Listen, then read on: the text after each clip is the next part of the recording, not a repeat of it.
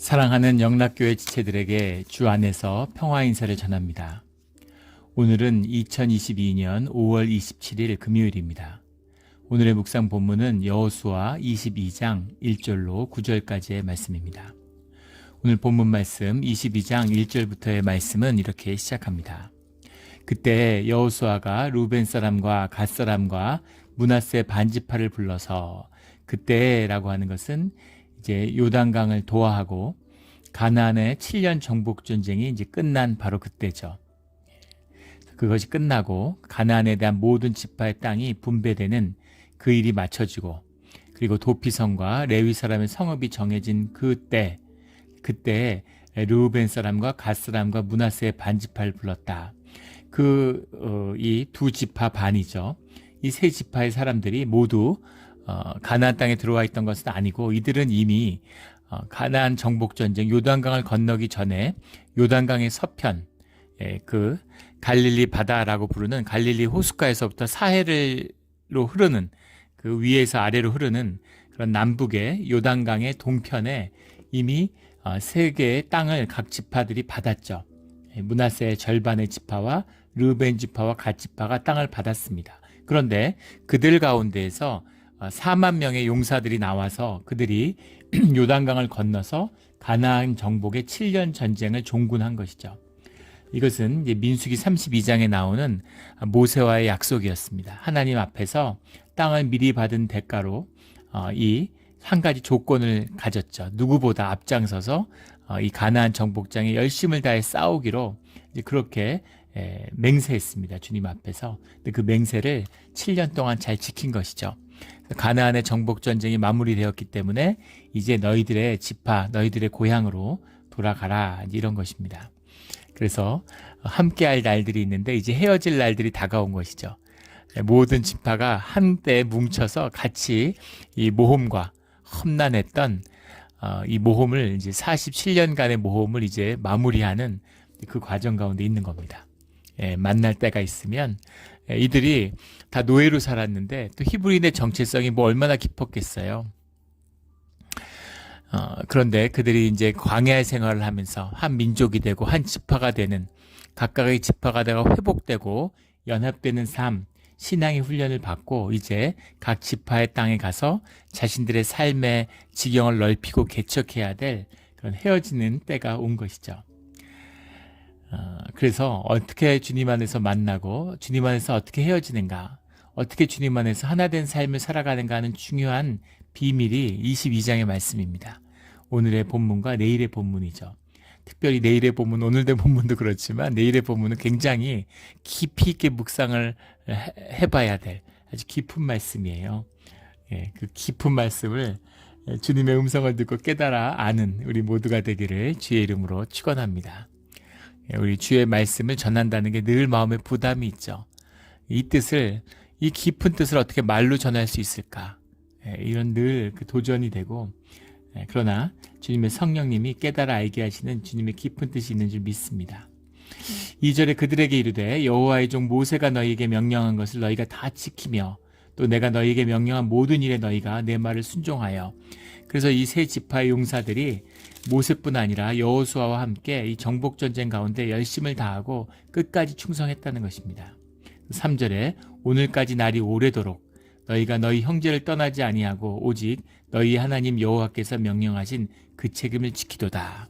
사실 땅을 다 차지하고 이제 자기 지경을 농사짓고 거기 가족들이 있잖아요.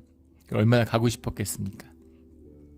근데 언제 끝날지 앞이 보이지 않는 전쟁, 기간을 정해놓은 게 아니었죠. 얼마나 걸릴지 알 수 없는데 주님을 믿고 또 주님이 세운 지도자인 여호수아를 믿고 끝까지 주님께 충성하는 것이에요. 이것이 신앙의 모범이고 신앙의 원형적인 것입니다. 이런 믿음이 있어야 되는 것이죠. 7년을 정해놓고 하는 것 같고 앞을 모르는데 7년을 싸운 것은 완전히 다른 이야기죠. 그렇잖아요. 군 복무할 때 우리 한국에서 군 복무한 분들은 그런 걸 아시죠.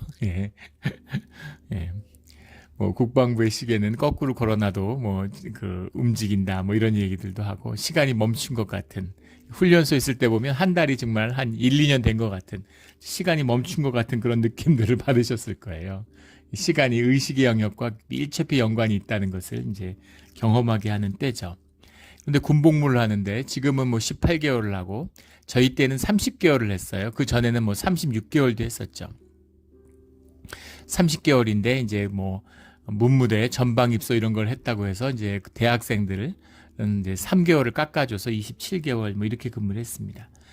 그런데 우리 교회 교인들 분 중에서는 제가 그런 말씀을 들었어요. 42개월 근무한 분이 있더라고요. 사병인데 월남전에 참전하고 김신조의 그 청와대 습격 사건 이런 것 때문에 제대가 중지돼 가지고 사병인데 장교도 아닌데 42개월을 근무하셨다는 분을 제가 봤습니다. 그런 말씀을 들었어요. 근데 그 한 달 한 달 기다리는 것, 뭐 영원히 뭐 몇 년씩 근무하겠나 싶지만 하루하루 한 달 한 달이 피가 마르는 거죠. 가족한테 돌아가고 싶은 거 아니에요. 나라를 지키고 물론 뭐 국방에 봉사하는 그 뭐 긍지와 명예도 있겠죠. 그러나 가족에게 돌아가고 싶은 마음은 다 한 가지일 겁니다. 자식이 보고 싶고 부모님이 보고 싶고 다 그런 마음 아니겠어요? 그런데 그 마음을 가지고 있는데 돌아가지 못하고 기다리는 마음, 7년이라는 것이 주님의 숫자죠. 주님이 주님의 때에 맞춰서 정복전쟁이 맞춰지고, 근데 사실은 완전히 정쟁이 끝난 것도 아니고 아직 그 각 지파마다 남아 있습니다. 이방이 남아있고 전쟁이 남아있죠. 하지만 이 7년이라는 세월로 전쟁이 끝이 나는 거죠. 주님이 정한, 주님이 이제 가나안 땅에 평안을 주시고 완전한 헤게모니를 딱 쥐었기 때문에 이제 그걸 다스리는 권세가 이제 주어졌기 때문에 이제 전쟁이 끝났다라는 걸 선포하고 이들을 돌려보내는 거죠. 이것도 믿음입니다. 이 4만 명이 요긴하지 않겠어요?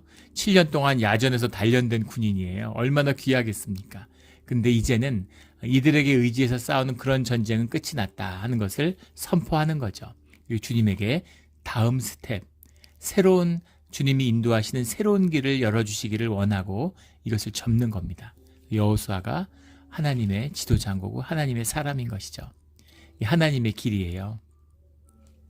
우리 예전에 제가 섬겼던 교회 목사님이 교회를 개척하셨어요. 개척하시고 14년을 정말 헌신적으로 교회를 위해 봉사하셨습니다. 개척교회가 얼마나 힘들어요. 그래서 그 교회를 14년을 하셨는데 교회가 부흥하고 아주 자리를 잡고 자기 건물도 갖고 잘 된 거죠. 14년째 되는 해 목사님이 교회를 사임하고 떠나셨어요. 새로운 교회를 다른 주에 개척하시겠다 이렇게 하고. 그게 쉬운 일이었겠습니까? 인간인데, 그리고 안락하고 자리가 잡히고 이제 살만한데 또 새로운 곳을 간다는 게 얼마나 힘들어요. 선교사님들도 뭐 그런 분들, 예전에 제가 알던 분도 우즈베키스탄에서 선교 사역을 하셨는데 아프가니스탄이 열리니까 아프가니스탄으로 이렇게 옮겨가시는 거예요. 전문인 사역을 해서 거기에 다 자리 잡고 생활터전과 교회를 다 이뤘습니다. 근데 그거 다 내려놓고 다른 분을 청빙하고 또 새로운 곳으로 떠난다는 것. 사람이 어떻게 그렇게 하겠습니까? 근데 주님이 함께 하시고 주님에 향한 믿음이 있고 신뢰가 있고 주님이 인도하시는 평안과 기쁨이 있기 때문에 할 수 있는 것이죠. 그래서 새로운 삶이 열리고 새로운 개척의 길이 열리는 거예요. 이 주님의 깊은 은혜입니다. 축복받은 자의 비밀, 축복의 비밀이죠. 이 비밀을 주님 안에서 붙들고 누리는 우리 모두가 되기를 주의 이름으로 축원합니다. 근데 그 목사님이 그렇게 얘기를 하세요. 내가 교인들이 다 막 눈물의 바다였죠. 울고불고 가지 마시라고. 목사님이 그때 뭐라고 얘기를 하셨냐면, 내가 떠나고 나면 주님이 세운 것만 남고 내가 세운 건 다 무너질 것이다. 이렇게 말씀하시고, 지금은 다 아쉬워서 울지만 떠나고 나면 주님의 뜻 가운데서 그 목사님이 정말 잘 떠났구나. 떠나야 되셨구나 하는 걸 알 때가 올 거다. 이렇게 말씀하셨어요. 근데 그 말씀하신 그대로 됐습니다. 그것이죠. 주님의 은혜를 사모하고 더 큰 은혜를 사모하면서 주님의 뜻에 따라 떠나는 거예요. 떠난 분도 복이 있고 그 보낸 그 공동체도 복이 있는 것이죠. 주 안에서 일어나는 일입니다. 그래도 아쉬움과 외로움이 있겠죠.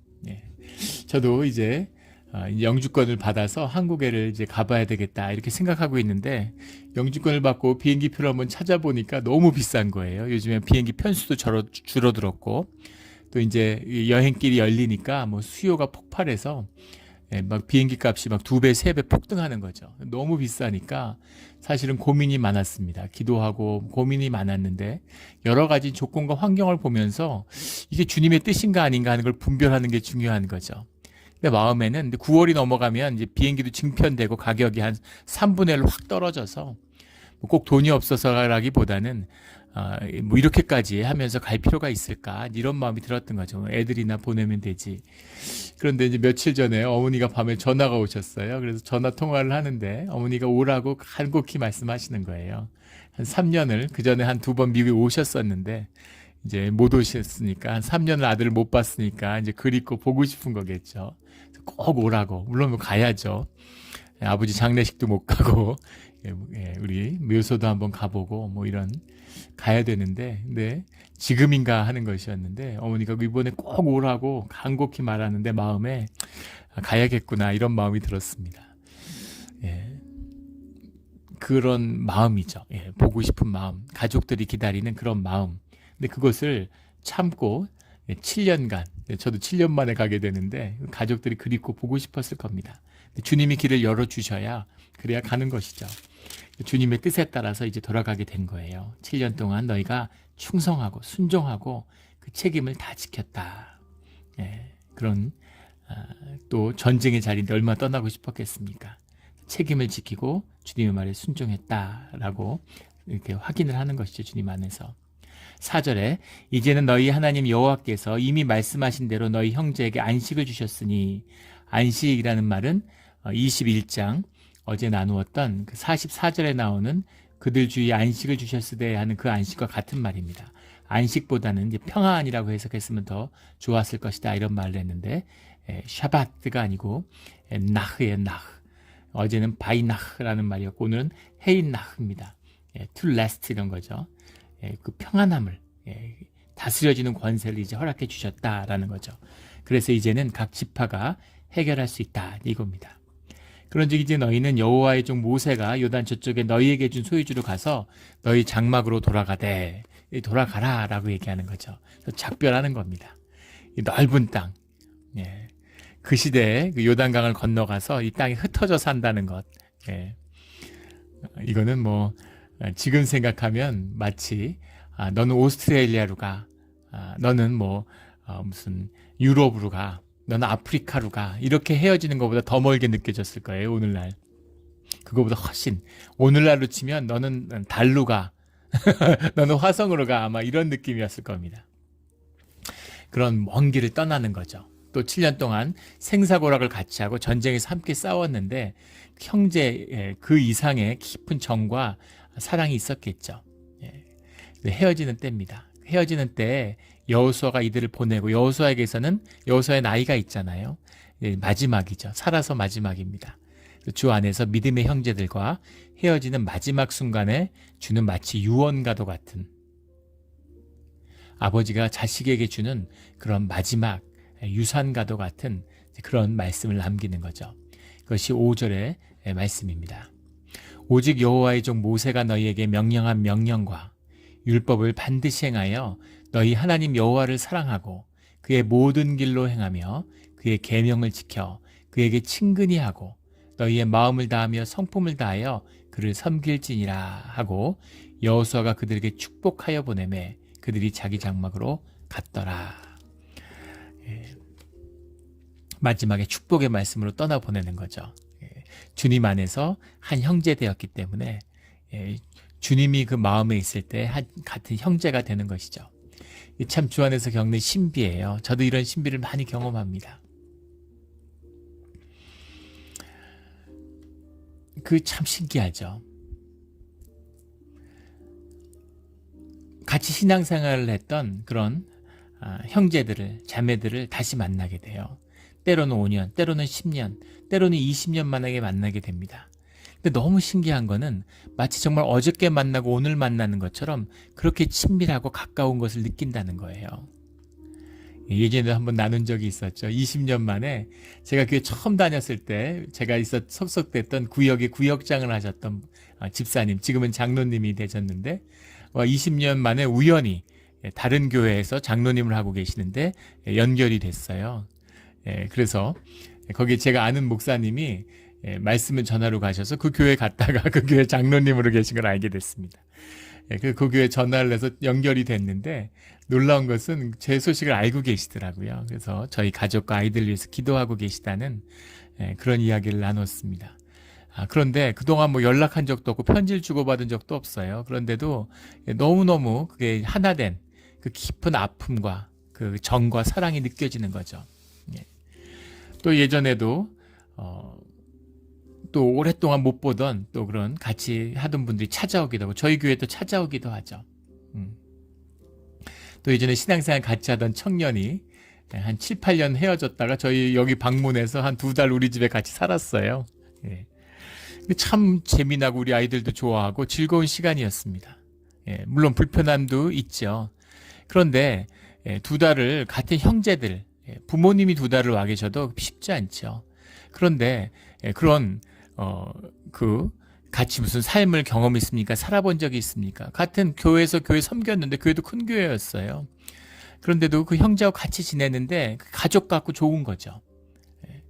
같이 하나님을 섬기는 사람들의 그 심령, 하나된 심령이 나누어지기 때문에 하나된 가운데 주님이 함께 하시기 때문에 그 사랑이 깊이 나누어지는 겁니다. 시간이 무색한 거죠. 5년, 10년, 20년을 있다 만나도 어제 같아요. 근데 이상한 것은 뭐 중학교, 고등학교, 대학 동창들, 제가 고등학교 동창들은 우리 같은 동네에서 초중고등학교를 같이 다니고 초등학교에 입학하기 전부터 친구들이었습니다. 진짜 한 형제같이 자랐어요. 형제들보다 더 많은 시간을 보냈죠. 그런데 만나면 어색한 거예요. 할 말도 없고 서먹서먹한 겁니다. 이것이 주님을 섬기는 믿음의 형제의 비밀이에요. 깊은 비밀이죠. 하나 됐고 결코 떨어지지 않는 주님 안에서 영원한 그 교회의 비밀입니다. 여호수아가 이들과 헤어지지만 주님과 하나 됐기 때문에 주님 안에서 믿음으로 떠나보내고 그들을 축복하는 거죠. 우리가 자식을 보낼 때 이 마음이잖아요. 미국은 자녀와 헤어지는 게 빠르죠. 한국은 뭐 대학 가고 대학 졸업해서 직장 다녀도 같이 살잖아요. 장가 가고 시집 갈 때까지는. 그런데 저희는 미국에서는 애들이 고등학교 졸업하면 집을 떠나죠. 그러면 이제 아이들하고 특히 뭐 동부로 가고 우리 서부에 사는데 그러면 아이들 1년에 한 번 보기도 힘들죠. 저희 아이도 이제 큰애가 방학이 돼서 어저께 집으로 그저께 돌아왔는데 저녁 늦게 이제 제가 완전히 어른이 돼서 자기 삶의 자리를 떠났구나라는 그런 마음이 들어요. 이제 또 완전히 다른 삶의 영역으로 이동했구나 이런 생각이 듭니다. 이별이 너무 빠르구나. 미국에서 사는 이제 그런 아쉬움 중에 하나죠. 그래서 더 아이들의 어린 시절이 귀하게 느껴집니다. 그런데 아이들을 삶으로 세상에 떠나 보내는데 그런데 부모로서 해줄 수 있는 게 아무것도 없잖아요. 뭘 해줄 수 있겠습니까? 그 삶에서 부딪히는 수많은 일들이 있는데 어떤 사람을 만날지 어떤 삶의 자리를 찾아서 살아가게 될지 뭘 해줄 수가 있어요? 부모가 뭐 재산이 있고 힘이 있다고 자녀의 삶을 지키고 컨트롤할 수 있습니까? 그럴 수도 없지만 또 그렇게 하면 애가 망하는 것이죠. 그래서 자유롭게 날려보내는 거예요. 떠나보내는 겁니다. 떠나가는 사람도 쉽지 않고 떠나보내는 사람도 쉽지 않죠. 자발적으로 떠나는 사람이 누가 있겠어요? 예전에 다큐멘터리를 보는데 독수리가 이렇게 자라는 겁니다. 독수리가 절대 둥지를 떠나려고 하지 않아요. 날려고 하지 않습니다. 부모가 맨날 모이를 먹여주는데 거기서 먹고 그 안에 무서우니까 그 안에 있는 거죠. 근데 참 자연의 섭리라는 건 놀랍구나. 하나님의 섭리라는 건 그 어미 독수리가 매일매일 음식을 갖다 주는데 이 둥지에 있는 걸 하나씩 하나씩 빼는 겁니다.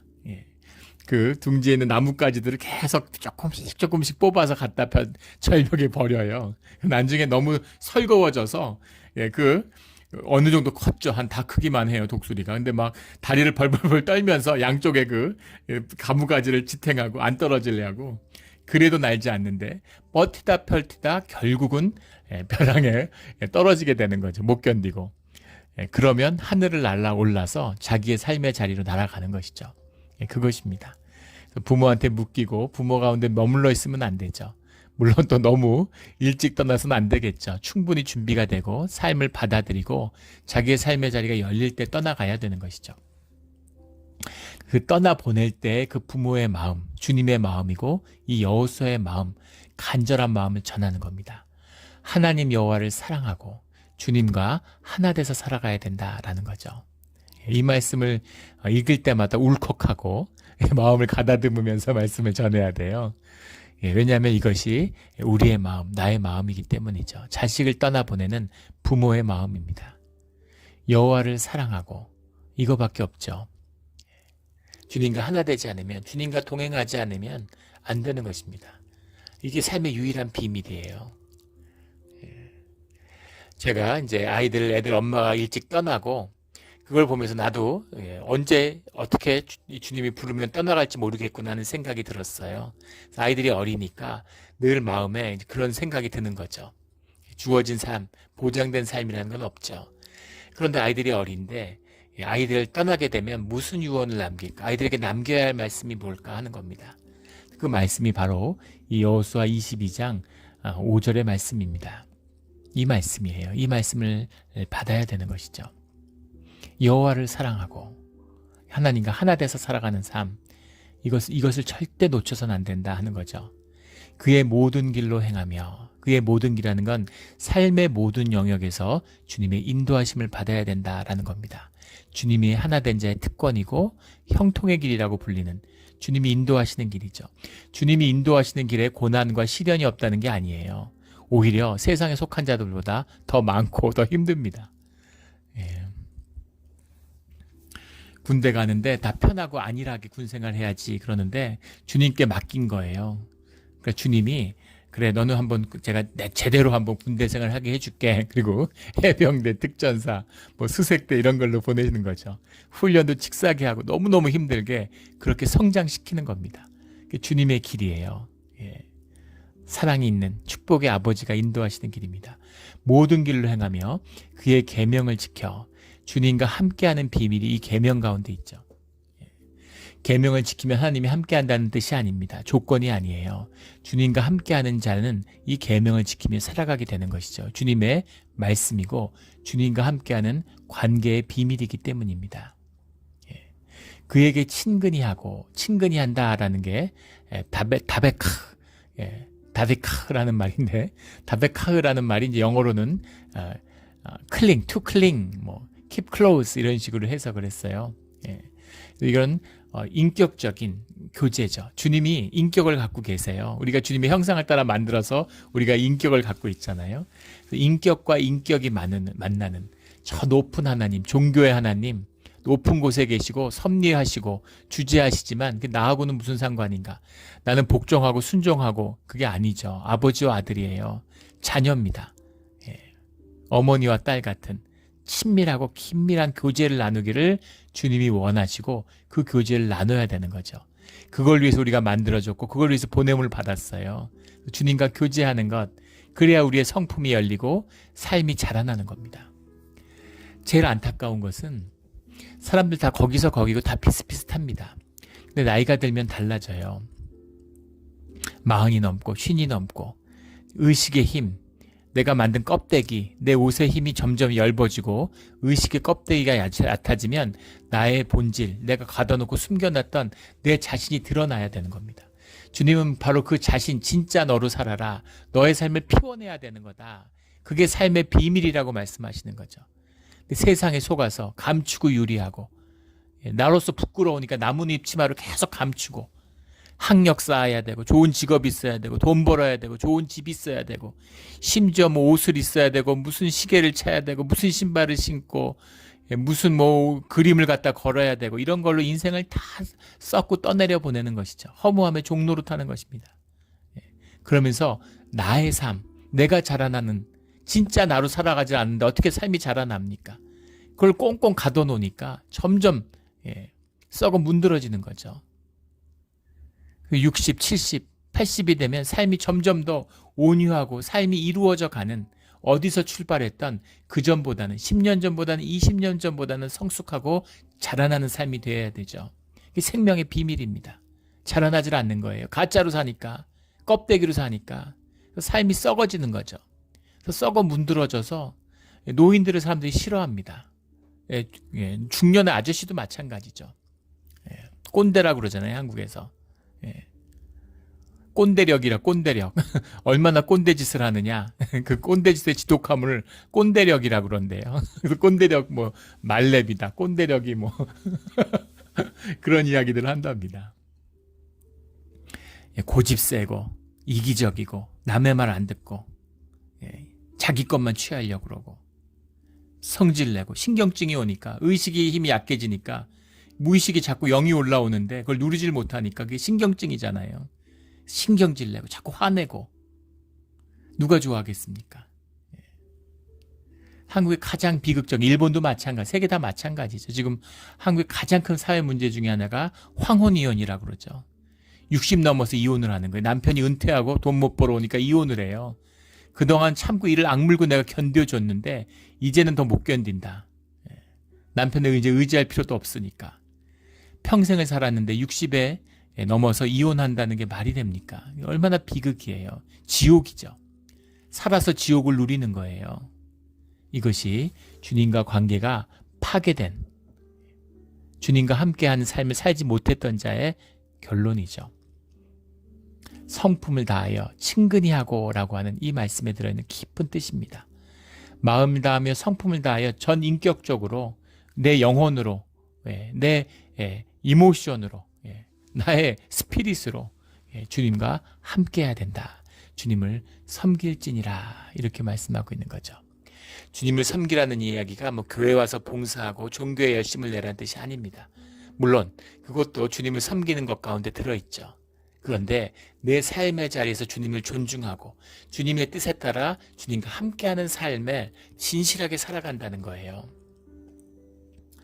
성품을 다하여 마음을 다하여, 그럼 우리 이제 유교 문화에서 저라고 한국 문화가 있으니까 열심히 하고 내가 가진 것 이상으로 해야 되나 보다 뭐 이런 식의 그런 이야기가 아니죠. 사과가 사과 열매 맺는데 열심을 다 무슨 최선을 다하고 죽을 힘을 다합니까? 사과나무는 사과나무로서 피어나는 거죠. 오렌지는 오렌지로서 피어나는 겁니다. 열심을 다하고 힘든 이유는 사과가 오렌지를 맺으려고 하기 때문에 힘든 거예요. 내가 나로 살면 내 삶으로서 그냥 피어나는 거죠. 꿀벌이 꿀벌 먹고 살려고 노력을 다합니까? 꿀벌이 무슨 꽃 피우고 꿀벌이 사라지면 4년 만에 인류가 멸종한다고 그러죠. 지금 꿀벌들이 사라지고 벌통을 떠나서 돌아오지 않고 큰 위기감이 있죠. 난립니다 지금. 막 국가가 엄청난 예산을 퍼부어서 그 문제를 해결하기 위해서 벌 인큐베이터를 만들고 중국을 보여주는데 중국 속에는 사람들이 벌이 없으니까 사람들이 면봉으로 막 그 수십만 명이 들판에 서갖고 그걸 하고 있어요. 참 기가 막힌 세상이죠. 꿀벌은 자기 삶을 살아가지만 온 자연을 꽃 피우고 열매 맺게 하는 거죠. 이게 주님의 섭리 가운데 하나 된 생명의 비밀입니다. 이게 깨진 이유가 뭐예요? 주님이 사람들이 하나님과의 관계가 깨지고 인간들과의 관계가 깨지고 자연과의 관계가 깨졌기 때문이죠. 그 관계를 회복하는 것, 그 관계를 회복하고 만물을 형통하게 하는 비밀이 여호와를 사랑하고 그의 길로 행하며 친근히 하고 마음을 다하고 성품을 다하여 그를 섬길지니라 하는 이 말씀으로 해결되는 겁니다. 이 말씀을 자녀에게 주는 거죠. 너희가 다 뭘 해도 좋은데 이것만 붙들고 살면 돼. 다 놓쳐도 되는데 이건 절대 놓치면 안 돼. 하는 귀중한 유산, 그 유업에 말씀의 축복을 주는 것입니다. 이 말씀을 가슴에 새기고 마음에 새겨서 축복의 길을 놓치지 않는 우리 모두와 우리의 자녀들이 되기를 주의 이름으로 축원합니다. 6절에 그들에게 축복하여 떠나보내는 거죠. 어떤 마음이었을까 싶어요. 평생을 같이 보내고 같이 먹고 살고 같이 살았어요. 전쟁터에서 같이 7년을 싸우고 그리고 그들을 그들의 땅으로 돌려보내는 이 여호수아의 마음은 어떤 것이었을까, 이런 마음이 듭니다. 주님 안에서 이별할 때가 오는 것이죠. 또 주님의 입을 맺고 새로운 출발을 해야 될 때가 오는 것입니다. 주님을 믿고 기쁜 마음으로 보이지 않았지만 이미 받은 축복의 약속으로 기쁨으로 떠나가는 것이죠. 그런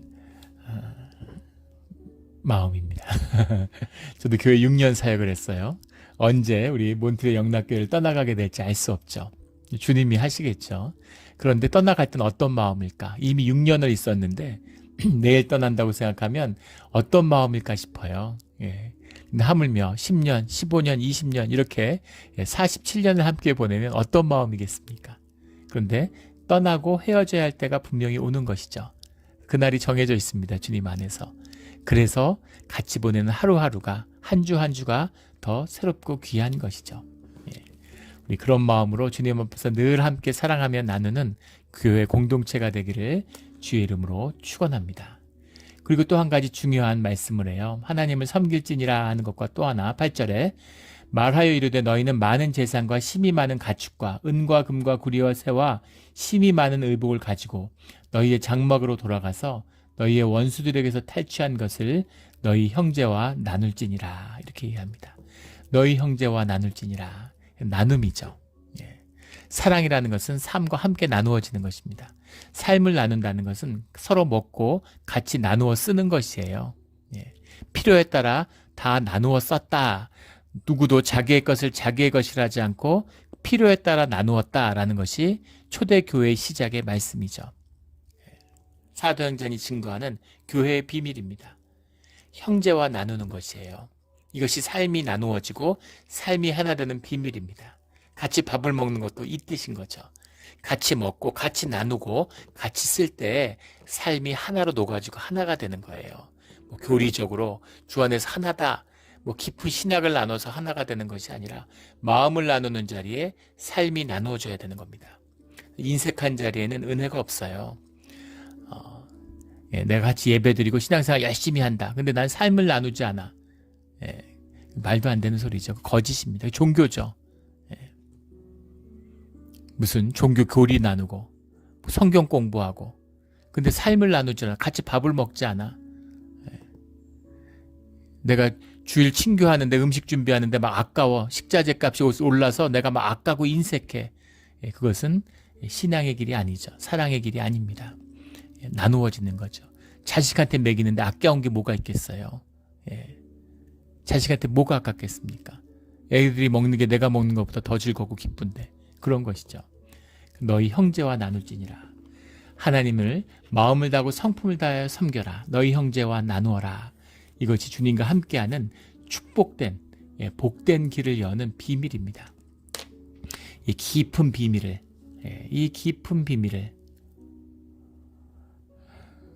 절대 놓치지 않고 지키는 이 축복의 문을 여는 우리 모두가 되기를 주의 이름으로 축원합니다.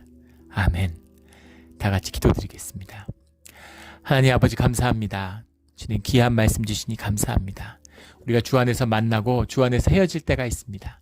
그러나 이 현상 세계에서 만나든 헤어지든 주 안에서 늘 함께하고 하나인 것을 어디에 살던 무엇을 먹던 무엇을 입던 주님 안에서 하나된 형제 자매고 주님과 하나된 생명이었으므로 인해 감사드리고 또 앞으로도 감사합니다.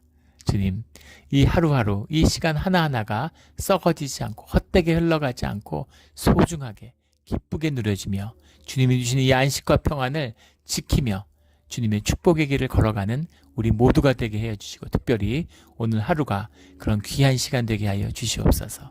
오늘 하루를 주님께 올려드리며 감사하며 예수 그리스도의 이름으로 기도드렸습니다. 아멘.